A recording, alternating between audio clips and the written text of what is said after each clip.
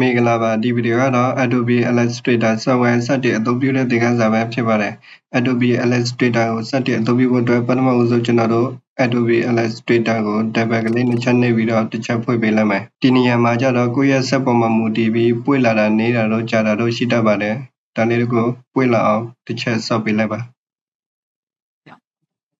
အခုလိုမျိုးပွင့်လာပြီဆိုလို့ရှိရင်တော့ဒီနားလေးမှာ new file ရှိမယ် open ရှိမယ်ဒီ new file ကတော့စာရွက်အသေးခေါ်တဲ့နေရာမှာအသုံးပြုတာဖြစ်ပြီးတော့ open ကိုကြတော့ကိုဖန်တီးထားတဲ့ design ကိုစိတ်ထားတဲ့ design ကိုပြပြီးတော့ဖွင့်ပြီး edit ပြလို့ချင်လို့ရှိရင်တော့ open နဲ့လာပြီးဖွင့်ပေးရမှာပဲဖြစ်ပါတယ်ဒီ new file နဲ့ open ကဒီအပေါ်ဆုံးက menu bar မှာfile ထဲမှာ new နဲ့ open ဆိုပြီးတွေ့ရမှာဖြစ်ပါတယ်သူရဲ့ shortcut key ကြတော့ new file ဆိုလို့ရှိရင်တော့ control N နဲ့ယူလို့ရမှာဖြစ်ပြီးတော့ open ဆိုလို့ရှိရင်တော့ control O နဲ့ယူလို့ရမှာပဲဖြစ်ပါတယ်သူ့ကိုတော့ short key အနေနဲ့မှတ်ထားသိပါတယ်ဘာကြောင့်လဲဆိုတော့သူတို့နှစ်ခုပွင့်လာမှပဲ Adobe Illustrator ကဆက်ပြီးအလုပ်လုပ်လို့ရမှာမဟုတ်လို့ပါဆိုတော့အခုလက်ရှိ new file ကိုတစ်ချက်နှိပ်ပေးလိုက်မယ်ဒီ new file ကိုနှိပ်လို့ရှိရင်တော့ဒီ new document bullet ခုကျလာမှာပဲဖြစ်ပါတယ် new document bullet ထဲမှာ reset ရှိတယ် reset ကြတော့ကိုမကြသေးခင်ကအသုံးပြုထားတဲ့ file လေးတွေကိုဒီမှာလာပြပေးမှာပဲဖြစ်ပါတယ်နောက်တစ်ခုကျတော့စိတ်ကြတော့ကိုစိတ်ထားတဲ့ဟာတွေရှိလို့ရှိရင်ဒီနားမှာစိတ်မှလာပေါမှာဖြစ်ပါတယ်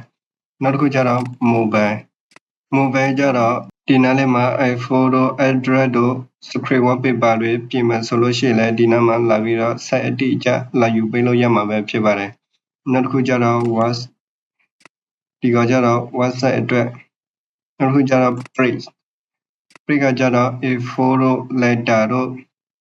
legal တို့ဒီနားမှာလာပြီးတော့ယူသုံးလို့ရမှာပဲဖြစ်ပါတယ်နောက်တစ်ခုကျတော့ face and video ကြတော့ video cover site တွေthumbnail တွေဖန်တီးတဲ့အခါဒီနားလေးမှာလာပြီးတော့ video thumbnail တွေဖန်တီးလို့ရမှာပဲဖြစ်ပါတယ်နောက်တစ်ခုကျတော့ art and illustration ဒီကကြတော့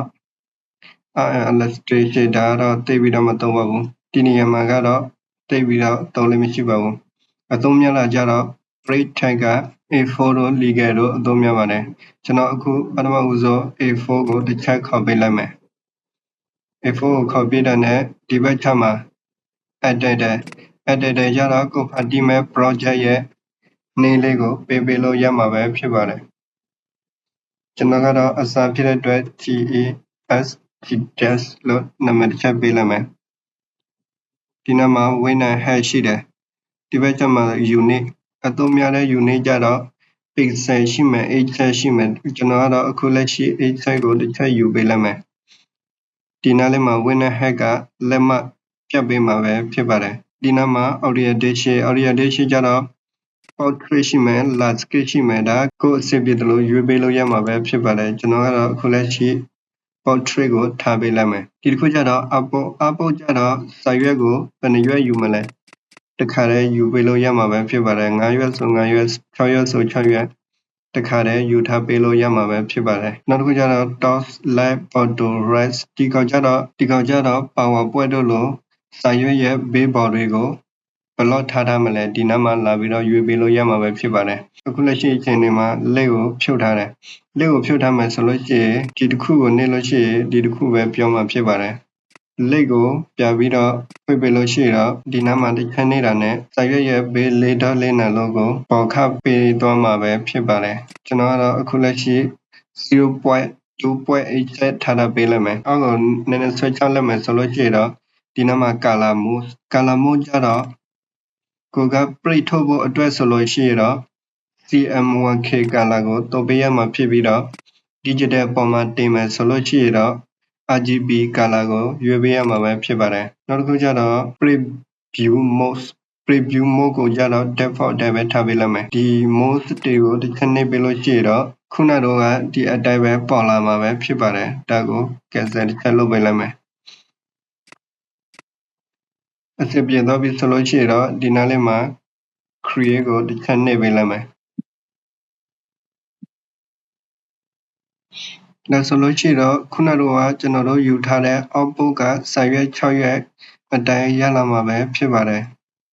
အခုလိုမျိုးစာရွက်ရလာပြီးဆိုလို့ရှိရင်တော့ဒီဘက်အပေါ်ဆုံးမှာရှိတဲ့ဘာသာလေးကတော့သူ့ကို menu bar လို့ခေါ်ပါတယ်သူ့ရဲ့အောက်က bar ကိုကြတော့ tool option bar လို့ခေါ်တယ်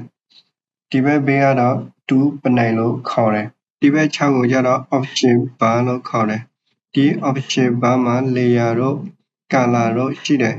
ဒီနားလေးမှာတစ်ခုခုပြတ်သွားတယ်ဆိုလို့ရှိရင်တော့ window ထဲမှာလာပြီးတော့ဖော်ပေးလို့ရမှာပဲဖြစ်ပါတယ်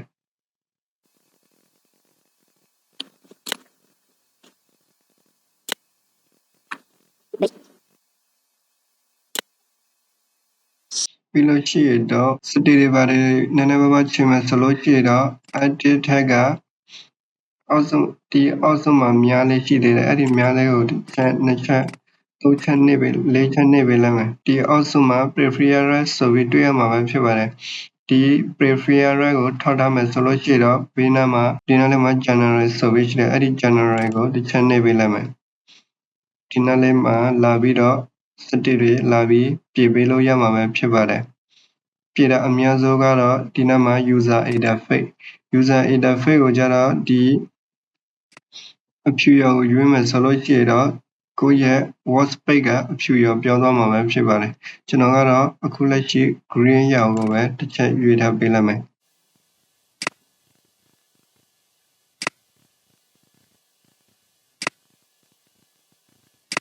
ကျွန်တော်ဆက်ရ screen size ကသေးတာဖြစ်တဲ့အတွက်ဒီနားလေးမှာ okay မပေါ်ပါဘူးကျွန်တော်ကတော့ enter ပဲတစ်ချက်ခောက်ပေးလိုက်မယ်ဒါဆိုလို့ရှိရင်တော့ introduce Adobe Illustrator interface ကိုလည်းအားလုံးအဆင်ပြေမယ်လို့ကျွန်တော်ထင်ပါတယ်